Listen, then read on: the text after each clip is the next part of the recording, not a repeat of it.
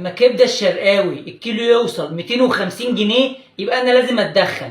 اكسبلوروا لايك ومتابعه وتعالوا نعمل الكبده بالرده بتاعت الشرقاوي. يلا بينا يا نجوم الكوكب. اول حاجه هنحتاج نص كيلو من الكبده زي ما انتم شايفين كده متقطع شرايح ويكون شرايح رفيعه. وعايز اقول لكم الناس اللي بره دي كلها بتشتغل كبده مجمد، ما تخليش حد يضحك عليكم.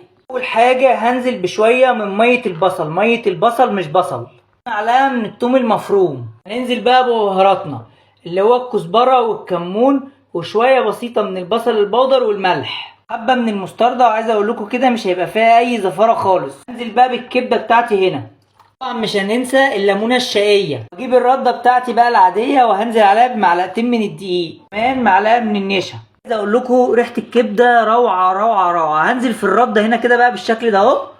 هنزل في الزيت بقى شرقاوي ولا غرباوي مع حبة طحينة بقى حبايب قلبي يا ست الكل يا جامدة، وشوية فلفل، وناكلوا 100 فل و14. عايز اقول لكم النص كيلو عملوا كيلو من اللي انتوا هتشتروه من بره ب 250 جنيه. وفري ودبري يا ست الكل.